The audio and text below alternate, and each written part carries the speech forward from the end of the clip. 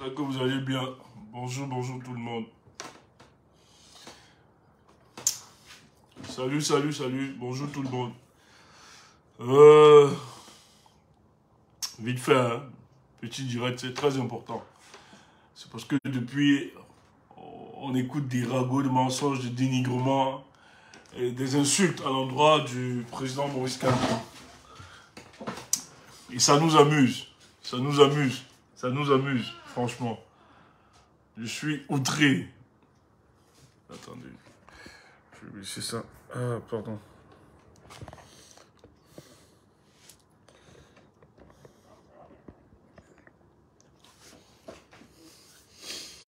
Je suis outré, je suis outré, je suis outré de savoir que le responsable, on veut responsabiliser Maurice Kamto de tous les maux que nous avions dans notre pays. Alors que le véritable responsable est là, on le connaît tous. Franchement, ça me fait rire. Regardez, hein. Moi, je suis tombé là tout à l'heure sur une vidéo, sur la page de Boris Bertol, qui a publié une vidéo où on revoit encore Paul Biya. Donc après le discours de Paul Biya. Bon, peut-être vous avez aussi écouté cette vidéo, mais je vais remettre pour nous cette vidéo. Comme ça, vous voyez celui qui gère le pays, comment il se comporte.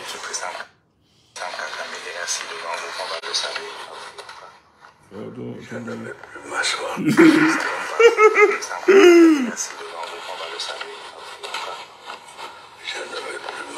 Là-bas. Voilà la vidéo. Je ne vais plus m'asseoir là-bas. Comme un bébé.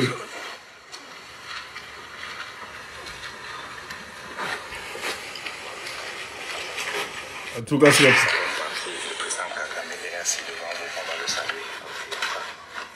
Je ne vais plus m'asseoir là-bas.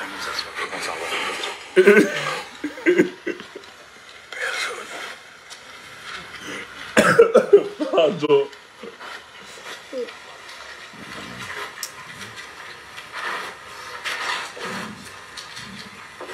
Ça, c'était au sommet des États-Unis. En fait, c'est une autre partie. Ça, c'est après son discours. On se rappelle qu'avant le discours, où le président Paul Biya était égaré, était perdu dans la salle, où il demandait s'il y avait des personnes importantes.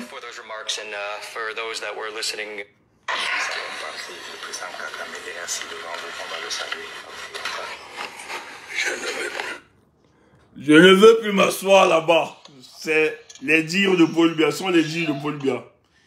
Paul Biya dit qu'il ne veut plus s'asseoir là-bas. On ne sait pas ce qu'il a vu là-bas étant assis, mais il dit qu'il ne veut plus s'asseoir là-bas. C'est terminé. Mais je vous rappelle que ça, c'est après le discours. Mais on sait qu'avant qu'il ne prenne la parole, Paul Biya était vraiment perdu. Il se demandait où il se retrouvait, qui avait quelle personnalité en face de lui, il s'exprimait devant qui. Et vous avez tout vu ça. Mais on n'a vraiment pas parlé de ce sujet.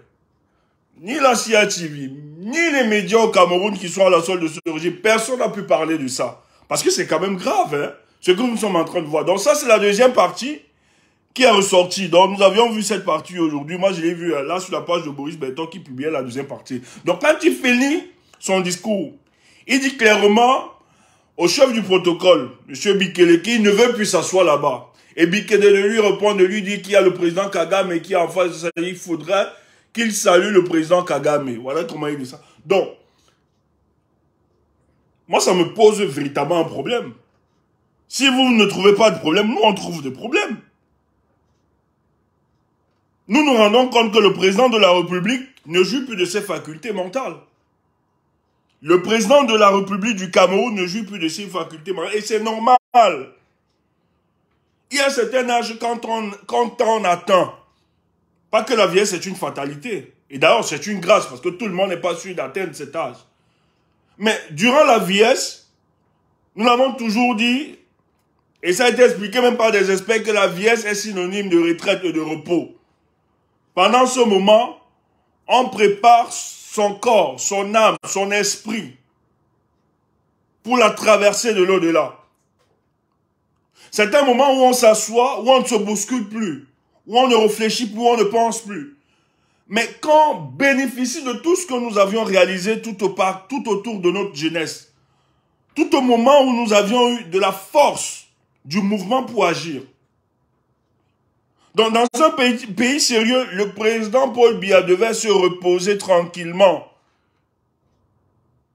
et devait servir de sage au président qui devait gérer notre pays.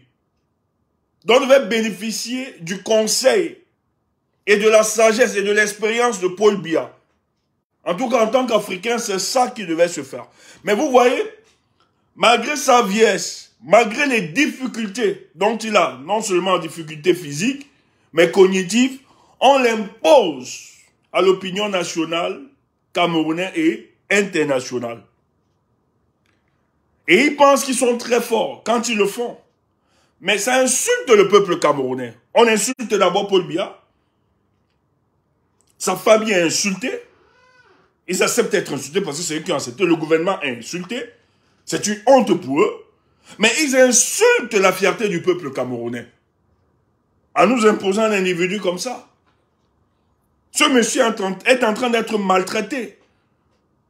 C'est pour ça qu'on peut comprendre qu'après son départ des États-Unis, il ne pouvait pas retourner. Il faut qu'on amène encore en Suisse pour qu'on le charge, pour qu'on le traite. Il est tenu aujourd'hui par des drogues.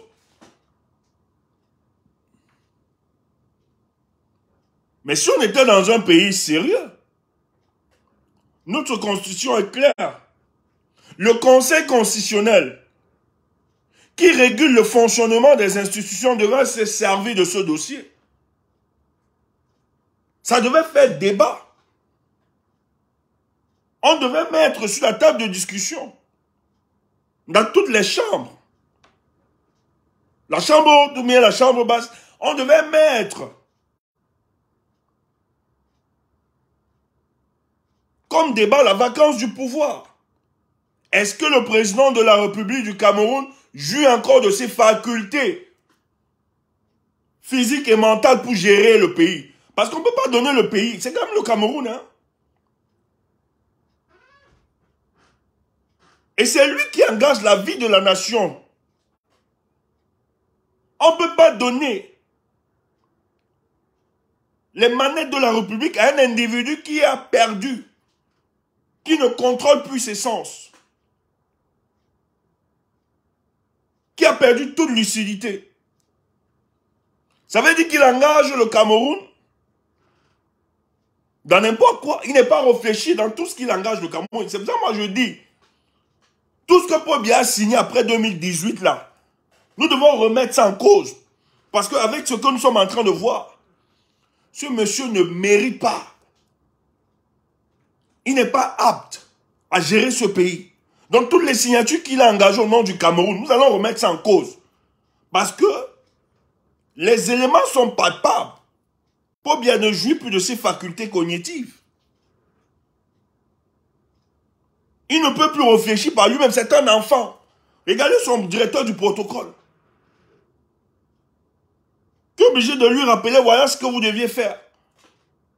Oh, pour un président sérieux, on te briefe avant. Tu sais très bien qu'après ton discours, oui, tu as ton... Il aurait même...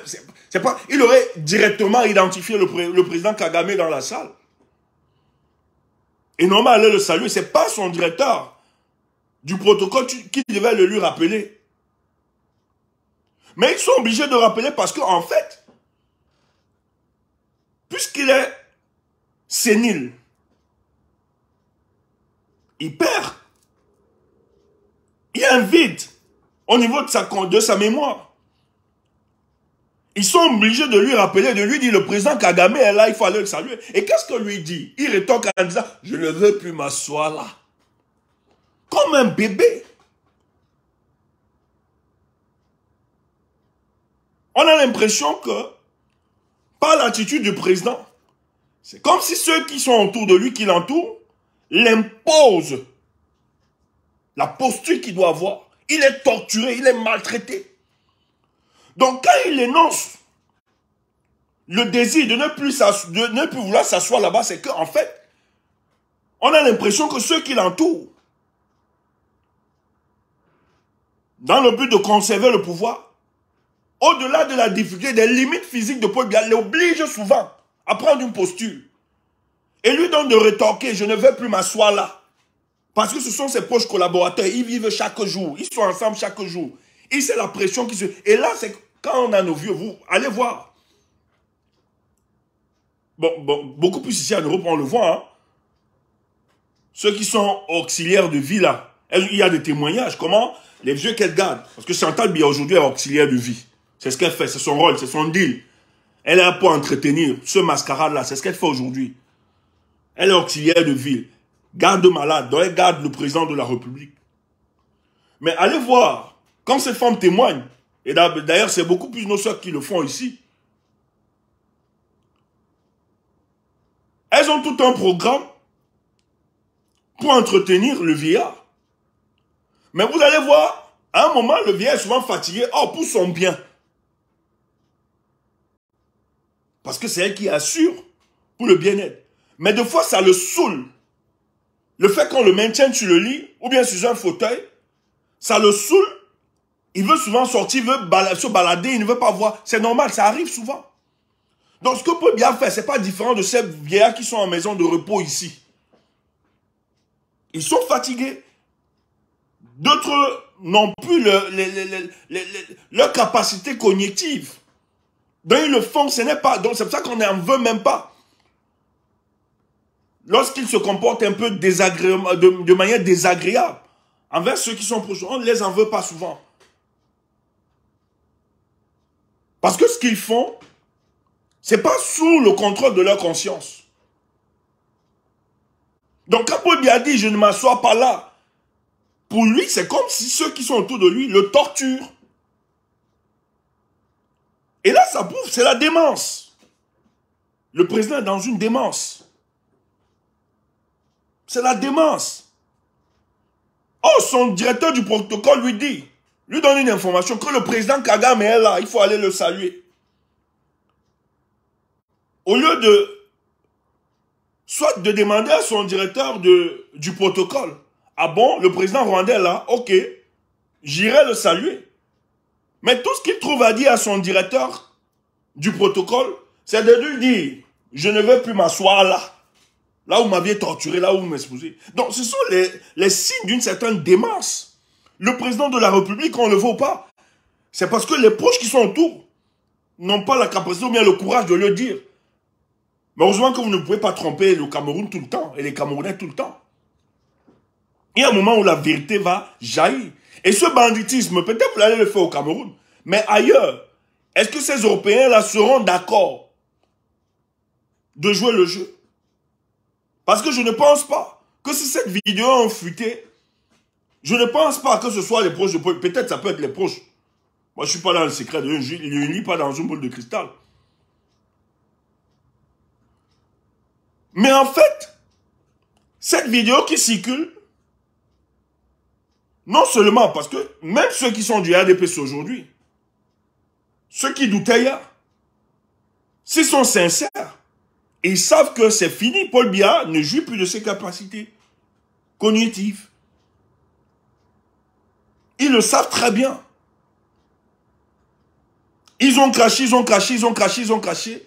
Mais aujourd'hui, c'est su de tous, même pas seulement des Camerounais. Au-delà du Cameroun, les gens en parlent. Les autres pays en parlent. Et on nous insulte avec. Vous, les Camerounais, vous avez la malbouche. Vous êtes prêts à vous ingérer sur les questions politiques d'autres pays. Mais vous êtes incapable de dénoncer la momie qu'on vous a imposée à la tête de votre pays. Vous êtes incapable de vous organiser pour qu'on constate la vacance du pouvoir. Parce qu'il ne s'agit pas seulement de dire que Paul Biya soit mort. Pour constater. On est en train de traîner une momie politique devant nous. Et personne ne doit parler. Et plus grave, au lieu que le Conseil constitutionnel, qui est le régulateur du fonctionnement des institutions de la République, se prononce sur l'incapacité de Paul Biya à gérer, à gouverner notre pays. Il ne parle pas, il ne dit rien. Parce que tous ont été nommés, recrutés sous le décret de Paul Biya. Donc il ne juge que par lui. Il ne bénéficie que des avantages de ce monsieur. Et vous aviez vu, avant que le Conseil constitutionnel du Cameroun soit créé, parce qu'à l'époque, dans l'ancienne constitution, avant qu'on ne touche, que Paul Biya ne fasse sauter le verrou de limitation du mandat de notre constitution, il a touché aussi d'autres éléments qui ne participent pas à l'intérêt général, mais qui participent à contrôler son héritage politique, à lui permettre de se fossiliser. Parce qu'à l'époque, tous les membres du Conseil constitutionnel avaient un mandat de 9 ans. Irrévocable. Irrévocable. Donc lorsqu'ils étaient là, 9 ans, irrévocables, inchangeables, on ne pouvait pas toucher. Même s'il fallait révoquer, on devait consulter. Il y avait une procédure. Si un membre se comportait, on s'en rendait compte que le membre n'était plus en phase avec la fonction. Il y a toute une procédure. Mais les 9 ans, inamovibles, irrévocables, étaient une période qui lui permettait d'agir en tout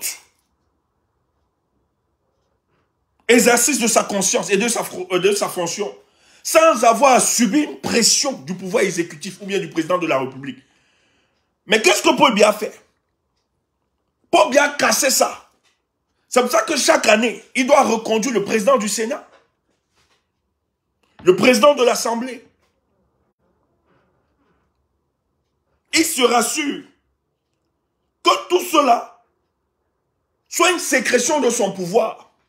Donc le jour qu'il se comporte mal, pendant les 1 an, que ce soit le président du Conseil, le président de l'Assemblée nationale ou bien le président du Sénat, si pendant 1 an il se comportait mal, la prochaine année, Paul Biya avait le pouvoir de le dégager de la présidence de ces institutions. Donc Paul Biya a manipulé les règles. C'est pour ça qu'ils les tiennent tous, personne.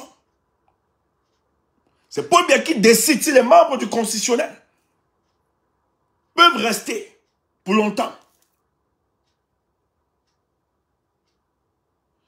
Donc on est dans un pouvoir absolu. Or, si le pouvoir était le pouvoir, s'il y avait véritablement séparation du pouvoir, ces éléments constatés, parce qu'on n'invente pas, on ne raconte pas. Peut-être ils ont pris le soin avant de cacher. Mais c'est un mondovision. C'est versé sur la toile. Ça nous renseigne de l'incapacité du président de la République à gérer le pays. Donc le Conseil constitutionnel devait s'asseoir et dire, mais non. La vie de la nation camerounaise ne peut pas reposer entre les mains d'un individu qui ne contrôle plus rien. Donc qui est devenu un bébé. Et ce banditisme-là, vous voyez comment ils organisent ça? Ils encadrent. Et là où il faut donc lever le sujet, pour la vacance du pouvoir, les gens prennent du plaisir à noircir, à dénigrer un monsieur qui lui a décidé de porter les aspirations profondes du peuple camerounais, l'opposant Maurice Kamto. Et le président Maurice Kamto, toujours dans sa quête et dans sa vision de restaurer la dignité du peuple camerounais et de protéger ce peuple, il a décidé le 21 décembre d'aller remettre un courrier confidentiel sur une question de sécurité nationale où il informait le président de la République. Nous risquerons de perdre notre intégrité territoriale. Il faut agir.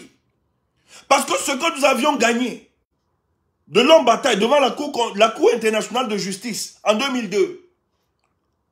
Voyez, il y a un groupe de Nigériens, en dehors des rebelles du Biafra, qui estiment que le fait que le Nigeria a accepté la décision de la Cour internationale de justice, ça ne leur correspond pas.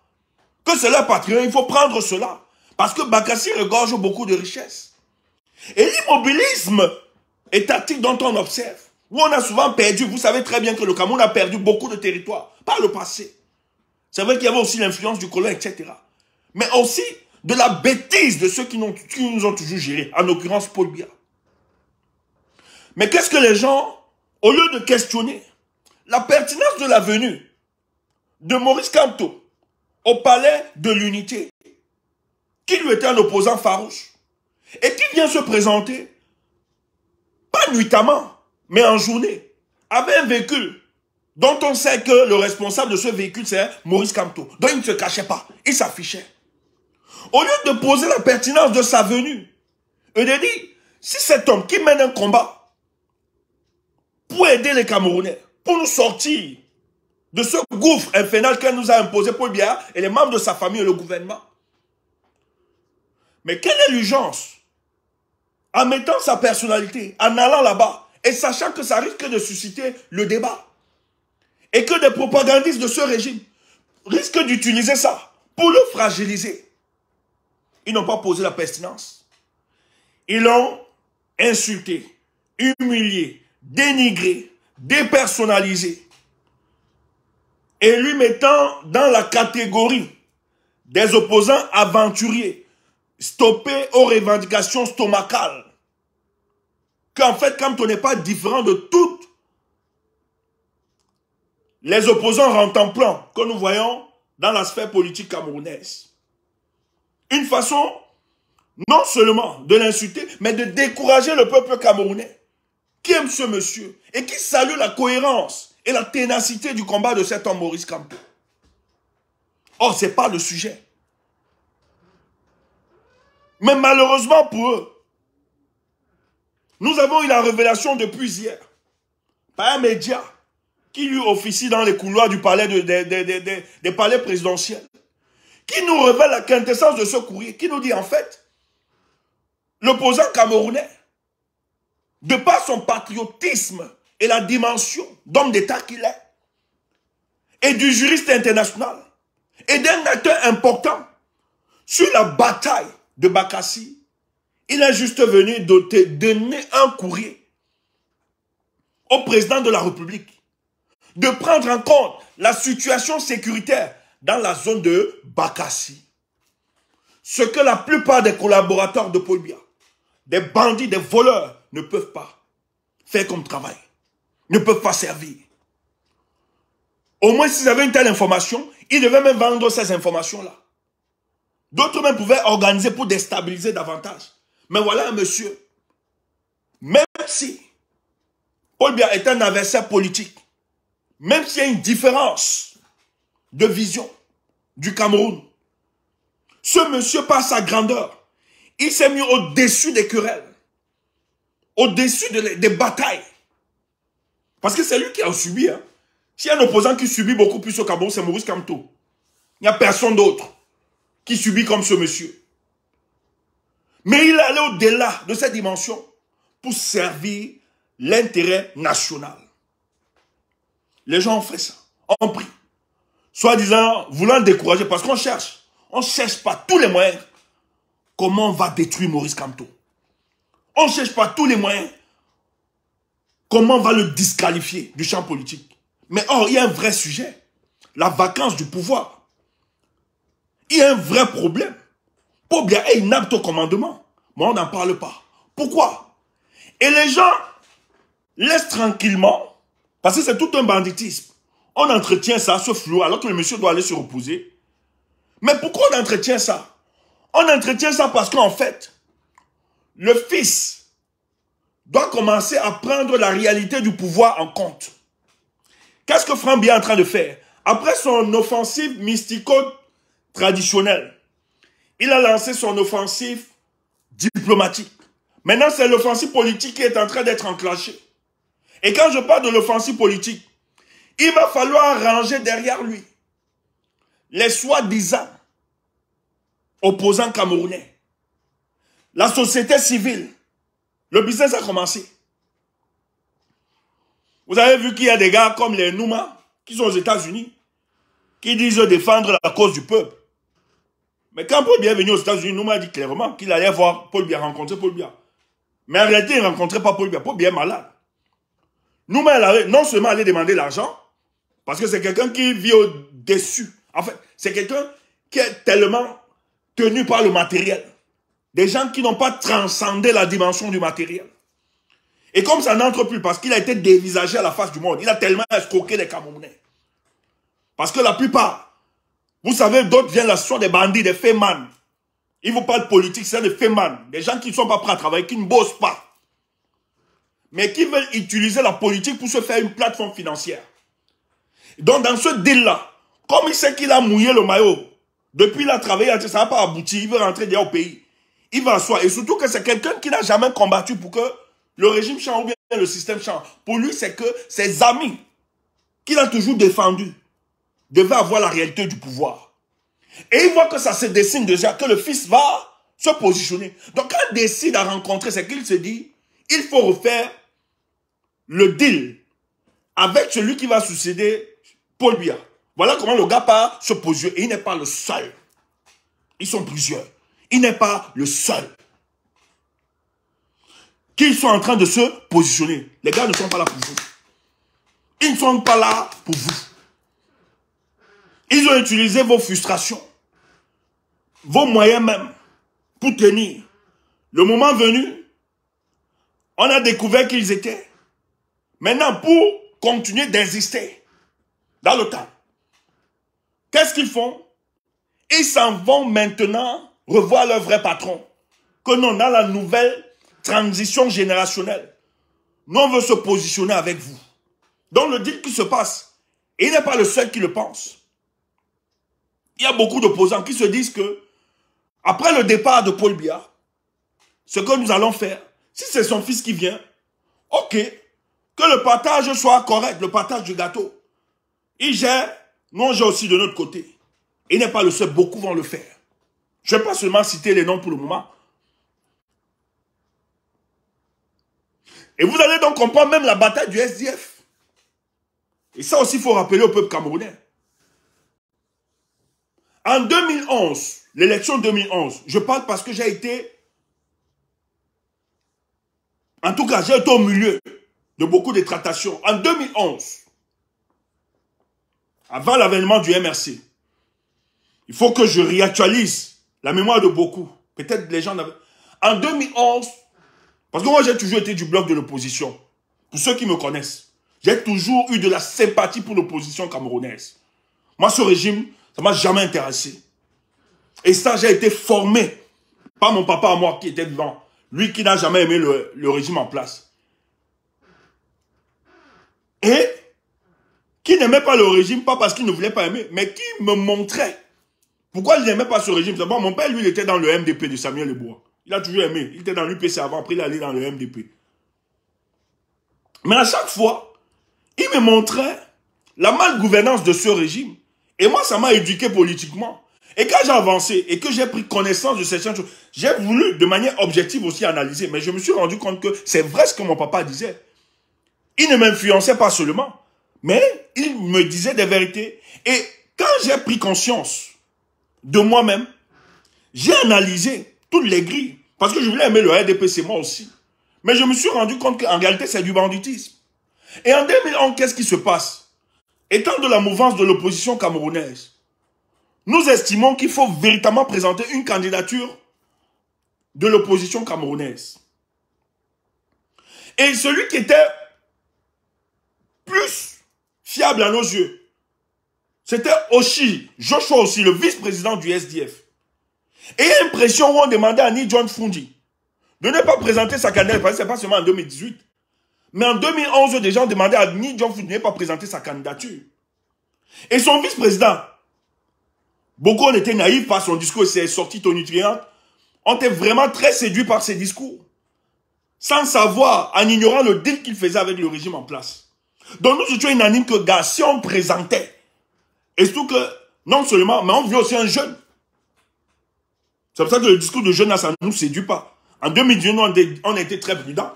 Quand on nous a parlé de la jeunesse de Cabral, nous on a dit non. La jeunesse n'est pas un projet politique. Arrêtez-nous vos salades de café de commerce. Et qu'est-ce qui se passe? En 2011, on met la pression. Fundi utilise la pression parce que même dans son organisation, le SDF, tous les gars étaient d'accord que c'est Yoshi Joshua qui devait présenter sa candidature en 2011, qui devait challenger. Et l'opposition camerounaise, tout le monde était d'accord. Fundi, comme il disait déjà, et rappelez-vous que le messager avait fait une sortie par rapport à ça, que 70% de la richesse de Nindom Fundi est issue du deal entre lui et Paul Biya. Tout ce qu'il a eu, c'est de ce régime-là, pour trahir l'opposition camerounaise. Donc, lorsque c'est chaud au sein de son organisation politique, il prend ça pour faire du clientélisme. Il dit au RDPC que non, les gars veulent que je paye. Moi, je suis prêt à céder mon ciel, que le vice présente la candidature. Et à l'époque, c'est le directeur du cabinet civil, le feu Martin Bellinga, et Boutouki gérait le dossier. On calme dans les tractations. C'est là où on dit à Joshua que non, on lui donnera la députation. Qu'il ne mette pas pression. Les gars décaissent. Et dans le décaissement, Maître Mbami qui était le trésorier. Et il y a par rapport, hein, il y a même des histoires qui sont allées que Maître Mbami est même mort par crise d'arrêt cardiaque là, parce qu'il a vu des éléments, des choses qui se sont faites dans le SDF. Il était surpris. Le décaissement, c'est géré par le fils de Fundi, à la présidence de la République. Pourquoi Fundi maintienne sa candidature? La présidence a imposé. C'est pour ça que tous les concurrents de Paul Biya en 2011, il n'y avait pas de candidature sérieuse. Et d'ailleurs, qu'est-ce qu'ils ont fait sur le plan de la communication? Ils ont laissé émerger un individu, Jean Djogan. Rappelez-vous, le monsieur qui disait qu'il va remplacer Paul Biya. Et on le recevait dans tous les médias. Mais l'objectif derrière, c'était d'imbéciliser. L'objectif derrière, c'était d'imbéciliser l'opposition camerounaise. Et vous vous êtes rendu compte, quand Fundi a maintenu sa candidature en 2011, rappelez-vous du slogan du SDF. Fundi dit, en fait, je vais paraphraser le slogan, ils savent que j'ai raison. Votez le candidat du SDF. Parce que les vrais savent de cœur que j'ai raison. Il parlait à son peuple parce qu'il savait très bien. Et dans le deal, il fallait désintéresser le vice-président du SDF. À l'époque, il s'est rendu après l'élection. Joshua s'est rendu en Afrique du Sud. Il s'est rendu en Afrique du Sud. Or, Franck Biya a vécu un moment en Afrique du Sud, n'oubliez pas. Il y a beaucoup de tractations qui sont faites en Afrique du Sud. C'est Franck Biya qui gérait ça. Et Joshua, dans nos cadeaux d'information, Joshua avait rencontré Franck Biya à l'époque.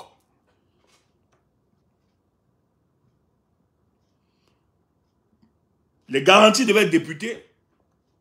Il a été député. Hein. Il a été député. Le gars qui le suppliait pour prendre machin, c'était un gars Douala, on n'a même pas pris Tonnet, il me rappelle. Nous, on avait même soutenu Tonnet pour la canne à Deido, là. Le grand Tonnet, il habitait à Deido plage. On l'avait soutenu pour la canne, il avait même mis beaucoup d'argent.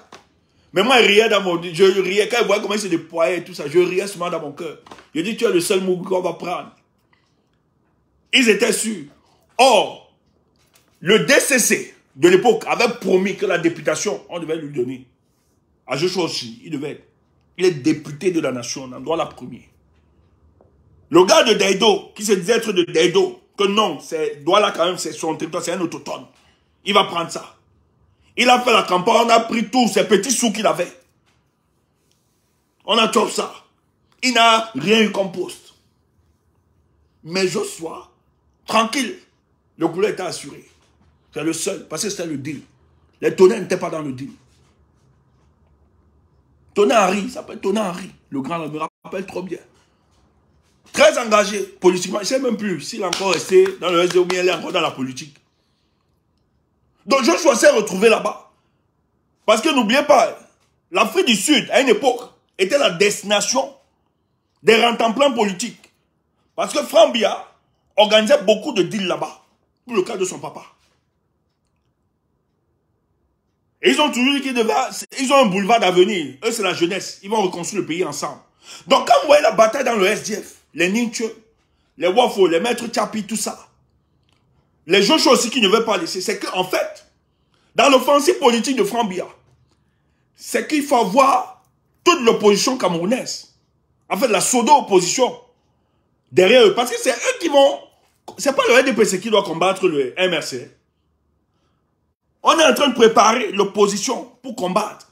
Maintenant, tout cela, il faut les avoir derrière. Et dans le nouveau deal donc, ceux qui ont encore la ferve révolutionnaire dans le SDF ont décidé que c'est leur patrimoine à eux tous. Ils ne vont pas accepter que Joshua Fondi fasse main basse et liquide leur parti politique. Et le régime en place n'est pas content que si le SDF est tenu par les gars sérieux, ça va être un problème. C'est pour ça que les Joshua combattent.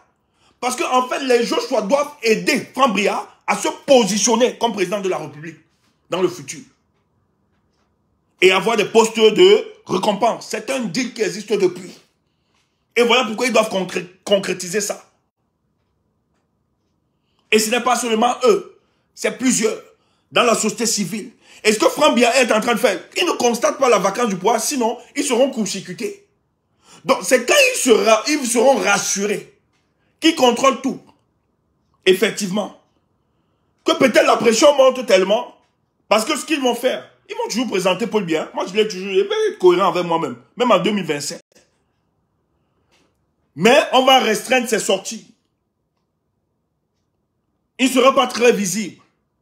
Mais si le peuple camerounais continue à mettre pression, et s'il arrive un problème à Paul Biya, c'est là où Franck Biya sort. Donc allez voir sur le plan interne, sur le plan symbolique. Vous avez vu avec sur le parti politique de son papa. Le 6 novembre, Paul Biya n'est plus apte physiquement à aller célébrer l'avènement de son parti politique au pouvoir. Le 6 novembre, qui est très symbolique. Mais qui est-ce qu'on envoie? On envoie le prolongement physique de Paul Biya, son fils, qui a plus de légitimité. Qui pour eux, ils estiment qu'il est plus consensuel dans le mouvement de son papa. C'est pour ça que le 6 novembre 2022 dernier, Franck Biya ne s'est pas empêché de mettre d'abord l'écharpe du parti de son papa. Il était acclamé, ça lui a produit. Et ça, si vous ne comprenez pas que ces signes sont des signes qui nous renseignent sur la transition générationnelle que son papa a préparée. Mais entre-temps, ils ne peuvent pas bousculer ça parce qu'il faut qu'ils trouvent des moyens, des techniques. Parce que le papa me mettait très procédural. Et même quand il veut faire du banditisme, il se rassure être en conformité avec la loi. Ou bien, ils doivent transformer les règles du jeu qui leur seront favorables. Et ce qu'on est en train de faire, c'est d'étudier de manière juridique, institutionnelle, les mécanismes qui permettront à Franck Biya de pouvoir finalement saisir la manette, les manettes du commandement. Parce que les images du Paul Biya que vous voyez là, ils savent que ça ne va pas. Ils savent qu'ils ne se comportent pas. Mais si le peuple, elle attend.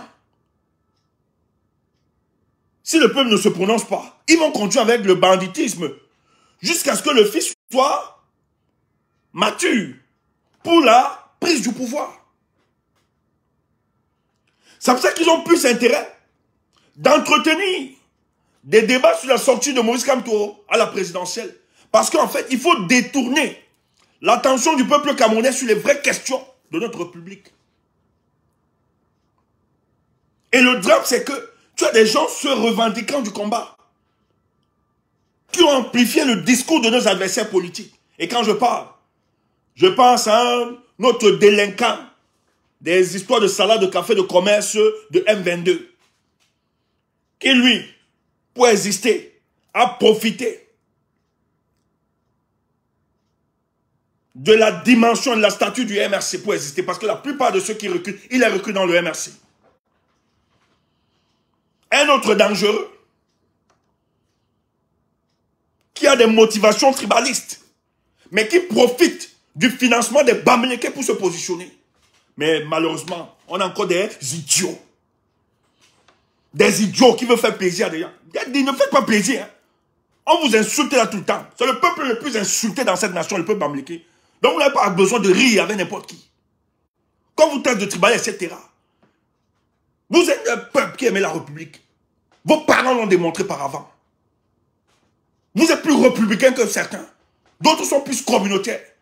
Vous êtes les seuls qui sont allés au brassage des cultures. On vous retrouve partout, dans tous les recoins du pays. Parce que vous fuyez une certaine quelconque pauvreté. Vous avez des sols arabes. Vous avez des sols fertiles. Vous n'aviez pas attendu qui que ce soit pour être ce que vous êtes. Depuis la nuit des temps. Vous avez des structures organisées. On n'a pas besoin, on n'a pas attendu le colon pour organiser nos structures. La solidarité, le partage, l'amour de l'autre sont des valeurs que vous aviez toujours portées. Ce n'est pas l'amour de cette valeur que vous êtes allé à la rencontre des autres contrées pour apporter un plus pour l'avancement de notre nation, pour la République. Mais les autres vous insultent tout le temps. Vous êtes partout. Moi, j'ai assisté à des soirées Bamléké. Je dis que j'ai assisté à plusieurs soirées d'autres cultures. Les soirées Bamléké, je vous dis, quand vous écoutez la musique, c'est une balade musicale de tous les coins et les recoins du pays. On écoute toutes sortes de... Et ils dansent, le peuple la danse. Toutes les musiques. Mais moi, je suis allé dans d'autres tribus. On ne met pas. Ils mettent seulement leur musique à eux. Ils ne mettent pas. C'est une vérité. Je ne mens pas. D'ailleurs, allez voir les statistiques. Quels sont ceux qui produisent beaucoup plus des artistes d'ailleurs? Ce n'est pas le peuple bamléké. Ce n'est pas eux. Mais c'est parce qu'ils croient. Ils croient au talent camerounais. Ils n'ont pas de considérations ethniques tribalistes comme vous. Mais c'est le peuple le plus insulté, le plus méprisé, le plus agressé. Le peuple qu'on veut écarter de la gestion de ce pays. Ils se sont fait violence. Parce que ce qu'ils sont. Ne leur en voulez pas. Mais ce peuple pense chaque jour, le combat que nous menons. Vous croyez qu'on mène ça pour nos tribus? Si c'était ma tribu, tu crois que je venais m'asseoir là? Ma tribu à l'aise. Tu entends ça? Nos parents avaient compris ça depuis. Ils se sont dotés des moyens pour nous rendre heureux. Et ça marchait dans plusieurs familles bamléké. Là oui encore, l'once de l'amour. Par les familles bamléké. Où, au lieu de porter un enfant pour qu'il évolue pour aider toute la famille, vous le maudissez, vous le détruisez, vous faites de la magie. La rancœur et la jalousie, c'est tout, c'est pas tout, c'est dans toutes les familles.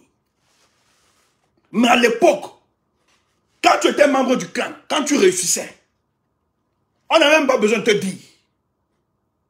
Les valeurs traditionnelles. Moi, j'ai grandi dans ma communauté. J'ai vu des hommes socialement stables, mais qui vivaient de manière individualiste. À un moment de leur parcours professionnel ou bien financier, ils se sont rendus compte qu'ils avaient beaucoup de blocages, beaucoup de difficultés. Les affaires n'avançaient pas. Quand ils allaient consulter les ancêtres, on leur disait, non, c'est que tu as oublié l'essence qui t'a béni. Les gars étaient obligés de partager. Parce que quand tu es riche dans nos cultures, tu n'es pas riche pour toi, seul. Tu dois porter la main aux autres. Et c'est comme ça que la solidarité a construit des clans et des familles.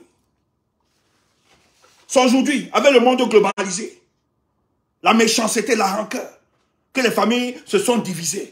Des gens qui pensent être trop intelligents. Des gens qui travaillent pour la promotion seulement de leur enfant biologique. Alors qu'à l'époque, nos parents, ton enfant n'était pas seulement celui qui était issu de ton sein. L'enfant de ton frère était ton enfant. Il n'y avait pas de différence. Et je m'en réjouis parce que moi, j'ai connu un père. J'ai eu un père qui ne faisait pas acceptation de personne. J'ai vu mon père m'ont refusé de l'argent, mais donné à mes cousins. J'ai vu ma mère me refuser à manger, mais donner à mes cousins dans la même maison. Tu vois les valeurs comme ça. Et Dieu merci. Ces enfants sont reconnus. J'ai un cousin. Il est en Belgique avec moi. Ne prononce pas son nom. Il faut protéger. Le jour où ma mère tombe, qu'elle mourrait, il est informé. Il m'a payé travailler. Il devait travailler ce jour. Et la période, c'était des restrictions Covid. Je lui ai dit, non, tu travailles, je vais aller seul. Il me dit, tu es malade. C'est pas ta mère à toi seul. C'est aussi ma mère. Le gars a démarré sa voiture. Il dit, Steph, on va griller toutes les restrictions. Je dis, allez, ça y est. Il est venu. Nous sommes venus à l'hôpital. Il a dit, si maman doit partir, elle va partir sous nos yeux. Mais oh, je ne connaissais pas son histoire avec ma mère. C'est là, me rappelle. Quand une fois vous êtes mal comporté, la matin vous a puni. Moi, elle avait préparé pour moi. En cachette, elle m'a appelé dans sa chambre, fils, assois-toi, viens manger. Je ne donne pas à ton frère, à tes frères, je ne donne rien. Toi, mange. Assois-toi dans ma chambre, tu manges, fils. Il dit que ça l'a marqué. Qu'il n'a jamais vu ça. Il a vécu dans des maisons. Mais il n'a jamais vu ça. Voilà les valeurs. C'est pour ça que nous, là, ces valeurs-là, on les défend. Mais si tu es ma famille, quand tu fais quoi, nous, on n'est plus là. On te zappe. Donc, ne cherche pas à faire la paix avec nous. Laisse-nous. Laisse-nous. Laisse-nous. Tu ne nous as pas aimés hier. C'est pas aujourd'hui que tu vas nous aimer. Ceux qui m'aiment, c'est ceux qui m'ont toujours aimé. Donc, ne viens pas m'aimer aujourd'hui. Laisse-moi. Laisse-moi. Il n'y a pas de paix. Laisse-moi. Fous-nous le camp. Fous-nous le camp. Tu ne nous détestes pas hier. Aujourd'hui, tu viens m'aimer, mes frères. Laisse-nous. Il n'y a pas de réconciliation. Il y a des séparations importantes dans la vie. C'est comme ça. Nos parents ont donné. Mon père a ouvert sa maison à toute la famille. Et nous sommes fiers. Certains ne sont pas reconnaissants. Mais d'autres sont... Même les inconnus sont reconnaissants du bienfait de mes parents. Et ça, ce sont des principes de solidarité qui ont été investis. Parce que la mère de mon père était pareille. Ma grand-mère. Femme d'amour. Femme du pardon. Solidaire. Ce sont ces valeurs qui nous ont nourris. Je me rappelle très bien ma mère, quand elle est sortie de son coma. Quand elle a pris conscience, je lui ai dit, mais maman, tu mourrais. Elle me dit, non, je ne peux pas partir, fils. Je ne pouvais pas. Parce que dans mon coma, je voyais en face de moi des enfants qui chantaient. Il y avait une sorte de rivière qui nous séparait. Et là-bas, c'était tellement beau. Et je voyais de la verdure et des fleurs. On chantait. Je voulais traverser. Mais ces mêmes enfants me faisaient des gestes de main. Me disaient, non, ne traverse pas, ne traverse pas. Mais ils priaient pour moi. Elle me dit, je pense que c'est tous les enfants. Même pas seulement vous, mes enfants biologiques. Mais beaucoup que j'ai encadrés. Qui élevaient leurs prières au Seigneur. Que non. Non, pas cette maman et le papa. Et il a exaucé sa prière. Mais d'autres ont prié qu'elle meure, qu'elle décède. Mais heureusement, tu n'as pas le pouvoir de l'être et le mouvement. C'était une période difficile pour nous. Mais on s'est concentré. Et on a une chaîne de solidarité. Parce qu'il n'y a pas seulement les gens qui nous détestent. Il y a aussi les gens qui nous aiment. Et nous sommes conscients de ça. C'est pour ça que quand ils crient, nous sommes là. On ne peut pas rester indifférent. Parce qu'on sait qu'ils nous aiment. Qu'ils ont aussi les mêmes valeurs de solidarité. Donc vous êtes ce peuple-là. Et continuez dans ce... Et c'est parce que nous sommes portés par cette solidarité que nous avons décidé d'aider notre peuple. De construire, que nous ayons une république forte. De ne pas jouer au jeu du clanisme qui n'apporte rien. Qui divise. Qui réduit à des micro-États. Qui n'ont aucune efficacité à l'échelle mondiale. Donc il faut un leadership conséquent pour le cas du Cameroun. Pour que nous ayons une dimension de respect et de respectabilité. Tu entends ça? Toi, tu es là, Après Paul Biya, c'est son fils. Alors que son fils a volé. Il n'est même pas encore président de la République. Toute la forêt de l'Est, son fils a volé un cheban. Tu es là, un cheban. Il va marcher sur toi, pas sur nous. Il va marcher sur toi. Ça va être difficile. Nous n'allons pas le laisser. Son père ne peut pas nous tenir comme ça 40 ans. Mais ça vous dit qu'ils ont les armes. Mais laisse-moi te dire que tous les militaires, je dis bien, écoute-moi, je ne vais pas anticiper sur le direct. Mais tout le commandement militaire, sécurité au Cameroun, n'est pas d'accord de l'avènement du fils. Tout le monde n'est pas d'accord. Tu entends ça? Peut-être tu doutais, mais laisse-moi te le dire. Qui est un dernier rempart? Tout le commandement militaire n'est pas d'accord de la succession de gré, de père en fils. Il dit jamais. Tu dis, mais comment ça, Stéphane? Tu es idiot, tu ne comprends pas. Je ne vais pas seulement anticiper sur le direct que je vais faire. Mais je te donne juste une information. Le commandement estime que durant 40 ans, ils ont permis à la stabilité, à la consolidation du pouvoir. Qu'il faut aussi goûter autre chose. Tu entends? C'est pour ça que nous là, on ne peut pas taper sur les militaires. Jamais. Parce qu'ils savent, pour le jeu de la transition générationnelle, il y a leur mot. C'est pour ça que Paul Biya, qu'est-ce qu'il fait? Il tribalise davantage. Et il les conduit certains. Il renvoie pour avoir le contrôle. Mais on connaît ses stratégies. Donc, parce que pour faire passer ça, il faut que tout le commandement militaire soit d'accord pour cette opération. Mais malheur pour eux, tout le commandement militaire n'est pas d'accord. Il n'a pas toutes ces garanties. C'est pour ça que c'est difficile. Quand il fait l'offensive diplomatique, c'est qu'en fait, il a besoin du soutien, non seulement des Français, mais des Américains, pour neutraliser toute contestation militaire.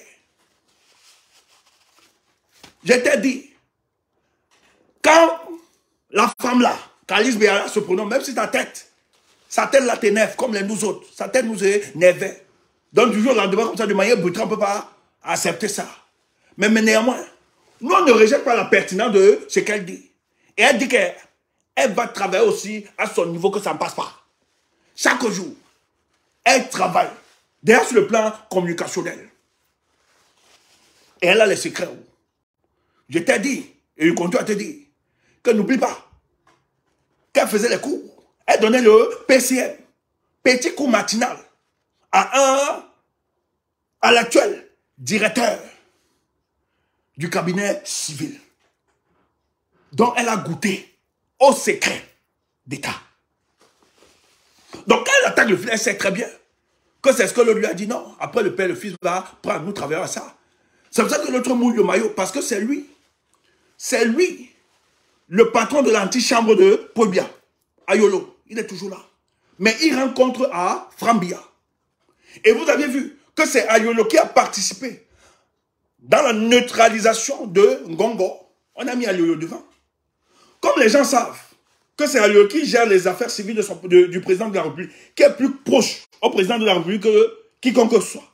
Donc quand il appelle un ministre de la République, ou bien les autres prennent caution que c'est le président.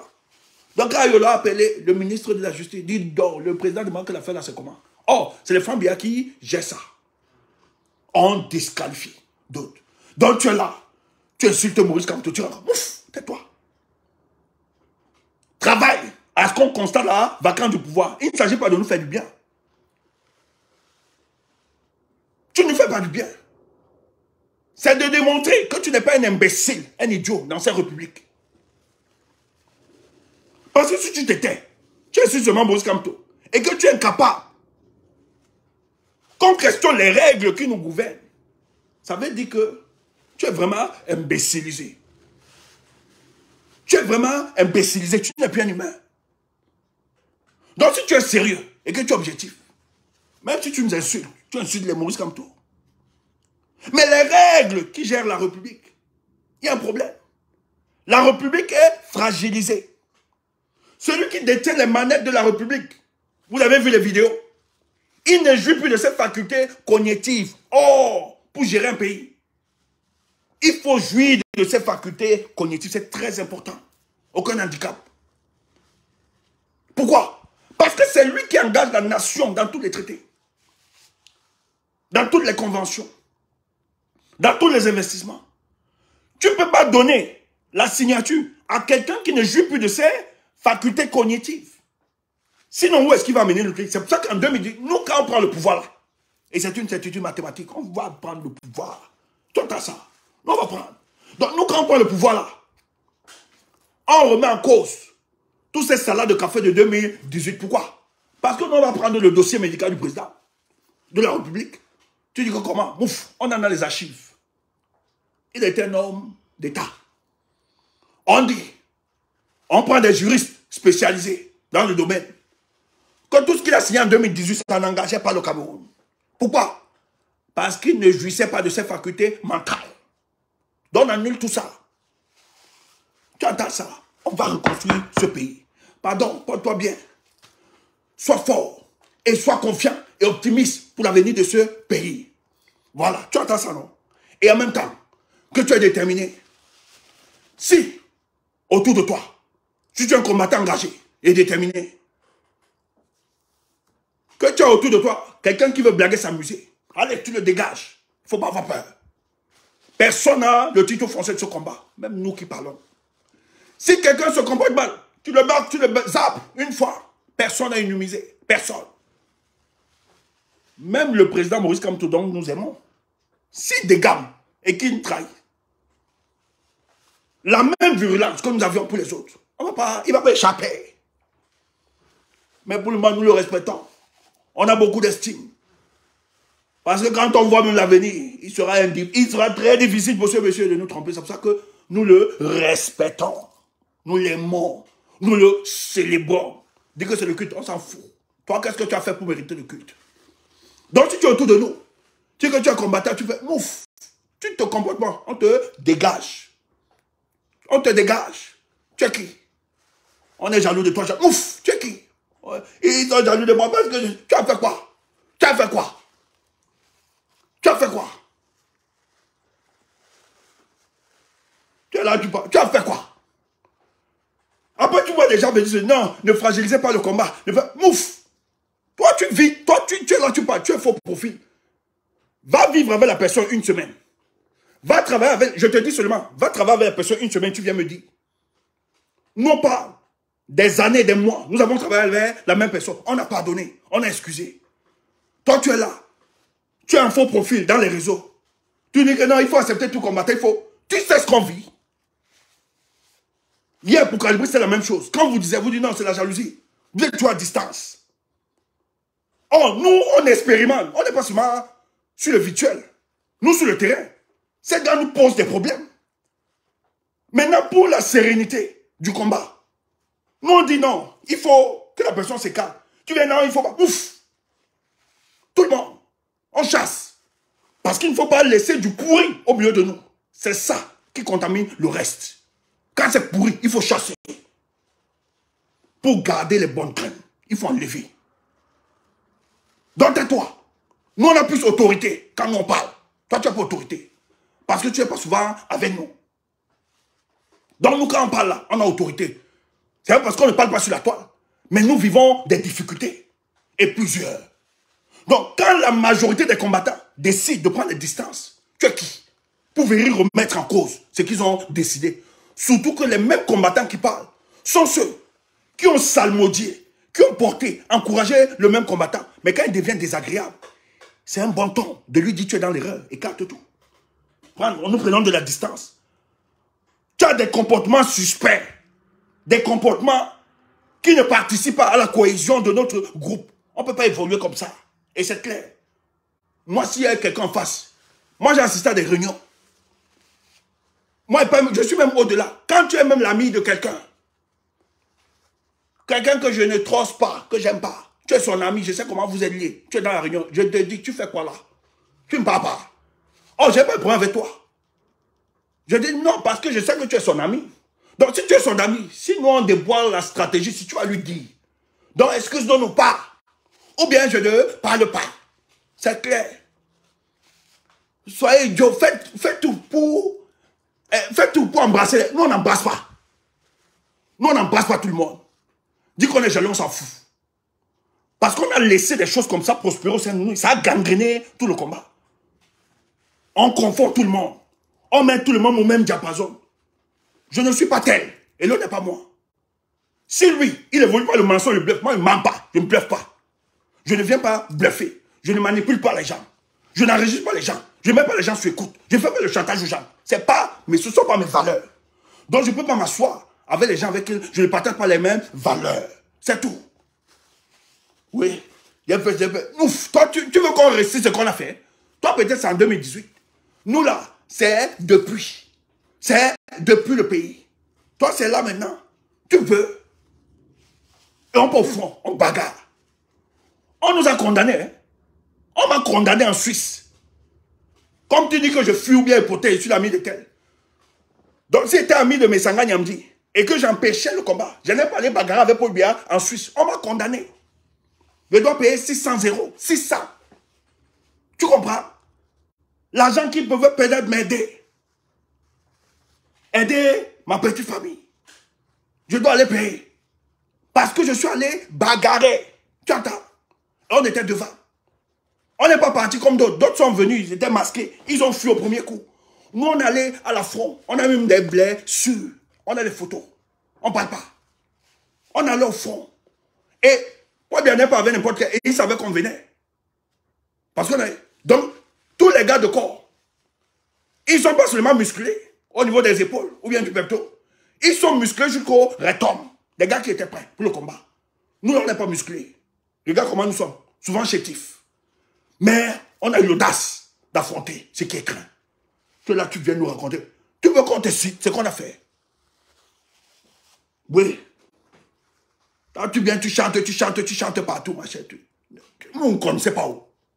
Amusez-vous. Nous ne connaissons pas. Donc, quand les gens disent qu'ils prennent des distances, il ne faut pas raconter n'importe quoi. C'est ton comportement. Si tu étais exemplaire, on ne pouvait pas le faire. Et tu sais que nous, on n'est pas là, on ne fait pas semblant. Quand c'est bien, on dit c'est bien. Quand c'est mauvais, on fait. La différence, c'est que nous, on ne fait pas semblant, on ne flatte pas les gens. On ne flatte pas. Et c'est ça qui vous énerve. C'est que vous voulez qu'on cache. On fait de la vérité tout le temps. Si on continue comme ça, on n'est pas différent de ceux qui nous gèrent au pays. Donc quand tu dis que tu viens... Et on n'a appelé personne pour le combat. Tu vas te prévaloir que moi et ma fiche. Moi, j'ai fait... Non, tu n'es pas obligé. Si le combat te dépasse, tu fous le camp, tu sors, tu nous laisses tranquille. C'est tout. Laisse les gens qui veulent travailler dans la sérénité, qui travaillent. C'est ça. Depuis 2018, vous n'êtes pas fatigué. Tout le temps, c'est toujours vous, toujours vous. Donc vous n'êtes jamais un problème. C'est toujours les autres. Oui, c'est pas ça. Il faut nous laisser ça. Porte-toi bien. Tu comprends, non? Le combat et les combattants sont sereins. J'apporte tout mon soutien à la combattante Biganana, celle de Bruxelles. Calme-toi. La basse, la brigade anti-Saddam, nous avons du repentant. Calme-toi. Et malheureusement, le militaire, c'est un corps. Sur le terrain, c'est un corps. Il sait où on se retrouve. Ce que j'aime sur le militaire, c'est que il est adhéré, c'est un adhérent hein, de l'alcool. Il tape l'alcool là, et on connaît les coins, donc ne te dérange pas. Tu attends, calme-toi, ne te dérange pas. Mais prends courage. Mais que cet événement te dit aussi qu'il faut savoir que ce ne sont pas nos amis. Même quand vous engagez certains éléments, soyez très très prudents. Parce que vous êtes tous affichés. Quand on vient là, il y a des caméras, tout ça. Tous. Vous êtes très affichés. Quand vous venez manifester là, visage découvert là, il faut savoir. Donc ce sont nos adversaires. Moi-même qui te parle, un juge accompagnait ma mère, ici à Paris. Et il fallait qu'on passe devant l'ambassade de France. J'ai dit à ma mère, je n'avance plus. Elle dit pourquoi? Elle a rien dit, voilà ton combat. Je dis, ah non, ici là. Même si je suis courageux, je fuis. Tu dis que tu me fuis, il est lâche. Ouf, même Jésus a fui. Tu entends ça? Toi, vois, même Jésus a fui. Moi, je fuis. J'ai dit à ma mère, pardon, on va seulement continuer, passe par là-bas. Je ne passe pas là-bas. Parce que je suis dans le camp de l'ennemi. Et un chien est fort chez lui. Tu entends ça? Moi, j'étais seul. Tu comprends un peu? Mais si tu es dans un coin, que c'est vrai, c'est pas leur coin, et qui vient m'attaquer, tu vas voir mon visage. Tu vas voir. Tu attends. C'est aussi de l'intelligence et de la sagesse. Faites preuve. Nous sommes quand même exposés. Donc faisons preuve de ça. Ne nous prenons pas à la légère. Ne donnons pas l'occasion à ces gens de nous humilier. Ne donnons jamais l'occasion. Donc, portez-vous bien. Le combat avance. Tout combattant valeureux. Quand vous posez des actes, et que vous posez des actes pour le bien du combat, dormez calme. Soyez rassurés. Le combat continue. Et ces gens ne pourront pas prendre ce combat parce qu'ils ont toujours profité de l'incrédulité des nôtres et du ponce pilatisme. C'est pour ça que, quand vous voyez en quelqu'un développer des gènes de traîtrise, vous avez raison de prendre de la distance. Ce n'est pas une erreur, c'est une sagesse. Trompez-vous. Moi, je préfère me tromper après demander pardon. Tu entends ça? Donc, n'aie pas peur de te tromper. Même si on te dit que ce que tu as fait, c'est pas bien tout ça. Trompe-toi d'abord. Écoute-toi d'abord. Si tu n'es pas serein dans cette collaboration, accepte d'abord d'être trompé. Quand tu verras mieux et que tu t'en rendras compte que tu t'es trompé, tu vas aussi demander pardon. C'est humain. C'est pas méchant, c'est humain. Porte-toi bien. Bonne soirée. Moi, je parle trop. Portez-vous bien. Le combat continue. Franck Biya ne sera jamais président du Cameroun. Répète après moi. Franck Biya ne sera jamais président de la République du Cameroun. Voilà. Répète ça. Il ne sera jamais président de la République. Donc, ce n'est pas seulement des paroles qui vont aller. Mais matérialise ça comme un vœu. Tu comprends un peu, non? Toi, ton vœu là, pour 2023, que toi, tu vas être riche. Non. Notre vœu, Franck Biya ne sera jamais président du Cameroun. On ne le dit pas seulement. On matérialise ça. C'est une certitude mathématique. Voilà. Bonne soirée.